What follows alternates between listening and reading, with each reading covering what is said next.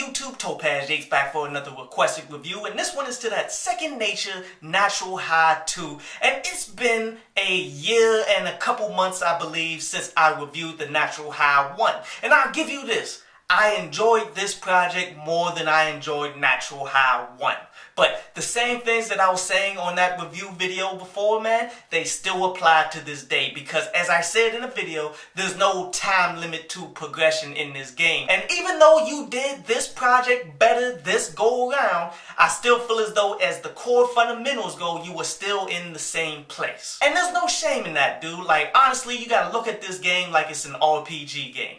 Because the higher the skill level that you have, the higher level you are, the longer it's going to take for you to level up. Honestly, you just have to keep your passion and keep at it. Like, this is something that I've been telling people for a while, man. Like, you got to write every day, but don't write just to write every day. It's more about, okay, keeping your passion from day to day. Like writing something and then trying to outdo yourself the very next day. See, most people write just to say that they wrote all of these days, but they're not actually doing themselves any justice, because you got to have that passion every day, trying to push, trying to be better in order for you to finally crack that level. And as long as you stay focused on that level, man, you are going to get there. Trust me on this. But there was one thing that you asked me to do that I feel as though every underground rapper should actually ask this, because sometimes you're too close to be able to see it. In which you asked me on what your bloodline is, and this is something that I'm sure everybody who's watching this, whether they have heard your stuff or not, I'm sure they'll be able to agree with me on this. Now, the type of rapper that you are is a lyricist here. Like, you try to go out of your way to throw in some punchlines and such, in which there are multiple different types of lyricists that's out there. You're not the super complex lyricist like, say, Kendrick Lamar. Instead, you're more the simplistic type. And keep in mind, I do not know where you're located, man, but I do have a feeling that you are located in DC. And you know, for a long period of time, man, people considered where you're from will determine your bloodline of what type of music you're going to put out there. And yes, that was true for a very long time, but your bloodline in particular kind of came in and changed that, to keep it 100. Because as I listen to your production, man, for the most part, not all the time, but you do enjoy to rap on southern style like production. And we're not talking the new age trap music. So ask yourself, what southern rapper that has punchlines, simplistic ones, that rap over southern beats and all of that, dude? It's simple. Lil Wayne. You are definitely a direct descendant to Lil Wayne right now. And as I break down some of your lyricism, I'm sure everybody will agree. Like how you said that you got a chick that's bad to the bone, so you call her Harmony. Like, that is overtly something Lil Wayne would say, especially with it being targeted to females like that. You had a wordplay on that Wavy joint where you saying that you got this chick doing things that she never said she would, but then you woke her up with Morning Wood and got her out here twisting these backwoods like an obvious wordplay targeted to women on a sexual level and such. Exactly something Lil Wayne would do. It said plotting on an island like some Revis shit, that super simplistic punchline that definitely did work for that context in which that song was about. It said taking shots and you need to pull up a bar stool, the same kind of thing there. But Lil Wayne is just the first link in your bloodline and such, man, because we gonna continue to go backwards. This Lil Wayne that we're talking about is not the entire Lil Wayne throughout his whole career,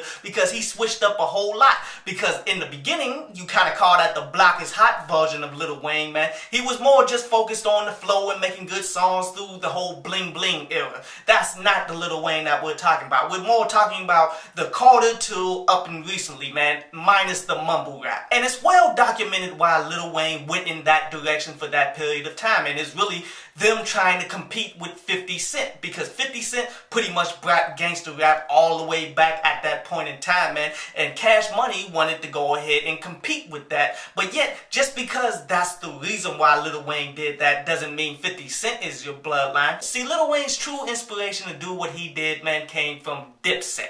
And they are definitely in your chain. Without projects like Diplomatic Immunity and that time period in which they dominated the airwaves, man, Lil Wayne would not have gone that same direction where he built up this whole Greatest Rapper Alive campaign. But that is the thing that made your bloodline rather unique, because that was at a point in time, man, where wherever you were located at, you honestly kind of sounded like everybody around there, while Lil Wayne went outside of New Orleans and all of that to create the whole style that he had there. So therefore, the next link link in your bloodline gotta be split in half, which is something rather unique just to people who are among the Lil Wayne bloodline. Because if you look at Dipset, there is no Dipset without Biggie and such, man. Like, he was ultimately that pioneer for that time period that everybody kind of piggybacked off of. But if you look at Lil Wayne in general, man, he's coming up out the South. There's no way he comes up out the South without Outkast, Goody Mob, UGK, which all of these people came out at about the same time. But lastly, all gangster music is traced back to NWA, man. So ultimately, that's your bloodline, and it's rather unique. But back to the mixtape, as I said, that I enjoyed this one more than I enjoyed the first one.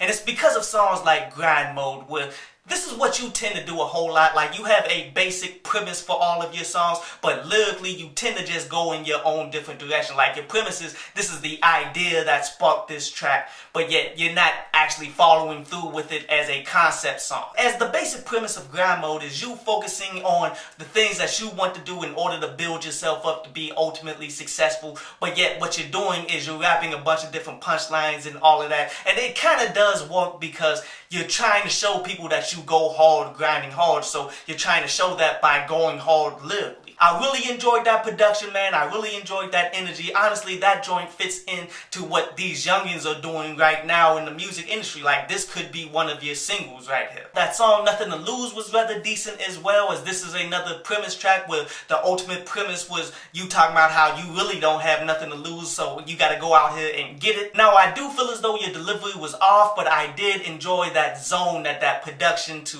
what you was ultimately rapping about. All of that came together to create a pretty decent track there. And the last song I want to touch on was that Walk Away joint. And the reason being is because of the original review that I gave you. I told you that you need to go ahead and get some production that's not using the same exact samples that everybody else is sampling and such. And you did a pretty good job of that, man, throughout this entire project, except for this song right here. But yet, I give you a pass on it because you added some actual guitars and stuff in there that made it into its own different take. Again, this was a solidly produced joint, man, and I feel as though it was better than the original, but still, you need to crack that level in order to be able to go out here and make a classic project. Definitely an enjoyable project, but really there's only one thing that I would have to say outside of just continue to maintain and push hard to push your craft to a higher level and such, man, and that would be, it's time to really begin to work on your promotion. It's really time to go ahead and find the exact people that you want to be your fan base, because you're creating better music than a lot of these mumble rappers and stuff out here.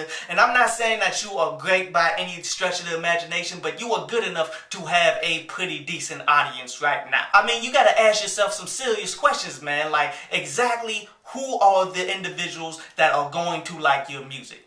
Where exactly can you find these people? What exactly do you have to say to these people in order to intrigue them to go out and peep your stuff? Because you can't be along the same things that most of these rappers are about, man. Just randomly hitting people up on Instagram like, yo, peep out my mixtape, without any kind of bond with them to begin with and such, man. Like, you got to answer all of these questions and go out and seek the people who's actually going to help you progress. But everybody go ahead and peep out this project, man. The link to it is in the description below. I hope you enjoyed the show. You can follow me at Twitter up there, and you can go to downloadpaz.com, that's down there, to read today's article.